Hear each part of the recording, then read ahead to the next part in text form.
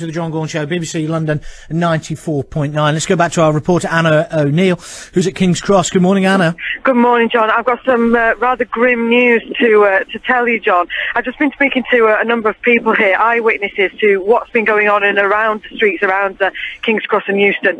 And one man has actually shown myself some footage that he recorded on his mobile phone of a bus exploding a few streets away, just near to Euston Station, and some very devastating scenes there. Looks like people lying on the floor. Couldn't tell you exactly what kind of injuries they've got, but lying motionless on the floor. I've also been speaking to another man evacuated in the last few minutes from King's Cross Station, who heard an explosion and then saw lots of people coming out of the tube, covered in soot, some of them covered in blood.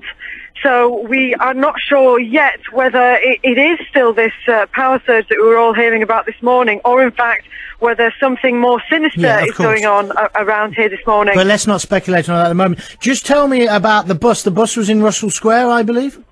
I'm not entirely sure. The man himself wasn't sure, but he because he, as you can imagine, he was quite shocked and dazed about what he'd seen. He was basically walking down the road and he saw the back of the bus explode. He filmed footage of it on his mobile phone.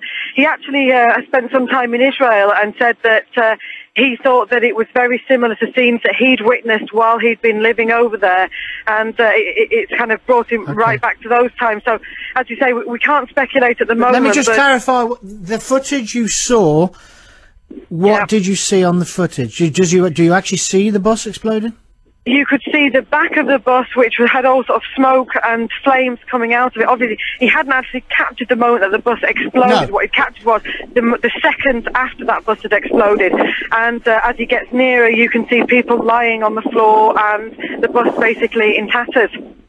And it was a double-decker bus? It looked like a single-decker, but hard to tell. Had he seen people injured, and indeed have you?